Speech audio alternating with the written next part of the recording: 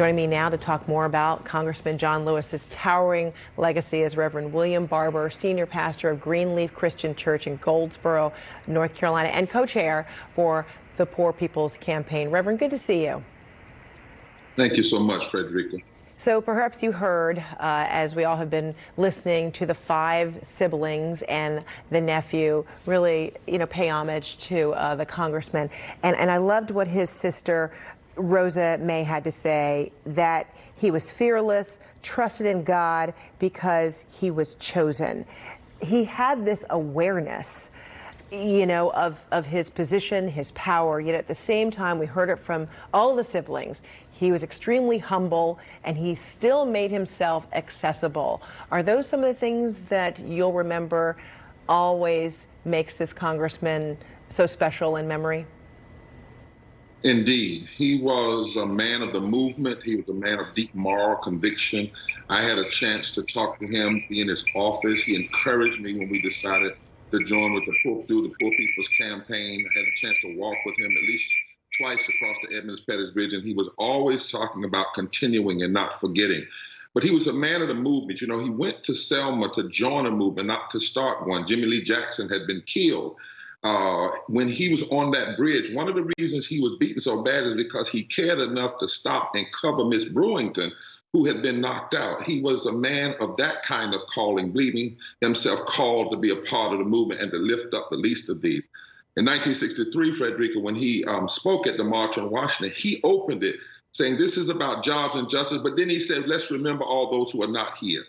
And he even said to President Kennedy in that speech, if this bill, the civil right, what would become the Civil Rights Act of 64, did not care for the sharecropper who loses his land when he tries to vote, or cares for the maid that makes $5 an hour, $5 a day in a household that makes $100,000 a year, then it is not enough. That's what makes John Lewis so powerful, is that he was not an isolated person, an island unto himself, but a man of the movement with deep moral convictions. And that tenacity. I mean, he demonstrated the very mantra that he would always say, which was never give up. And we saw it down to his last breath at 80. We hear the descriptions from his siblings. He never gave up. So I want to play for you another clip from Lewis's brother today, one of his brothers today. Listen. When John was first sworn into Congress, I think I got my year right, in 1986, I was there.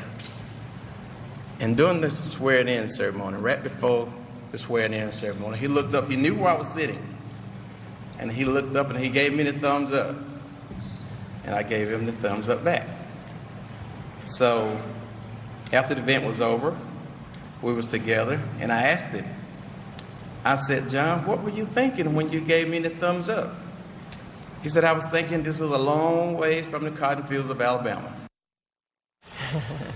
I mean, that's an example of really never forgetting where you've come from. And, Reverend Barber, there seem to be countless moments throughout the congressman's life where he reminded people, he may be in Washington, he may be serving the people, he may be, a global, icon, but he really never forgot where he was from, that he was the boy from Troy, as Dr. Martin Luther King always liked to call him.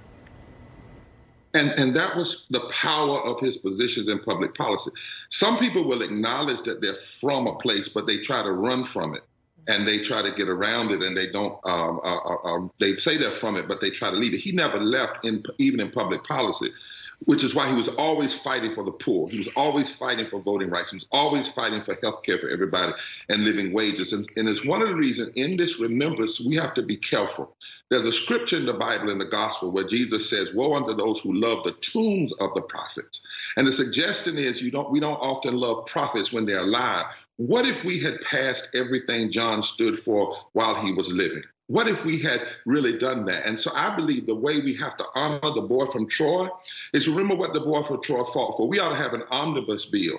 If they really want to honor him, and in that omnibus bill, restore the Voting Rights Act, that McConnell has blocked for 2,586 days today.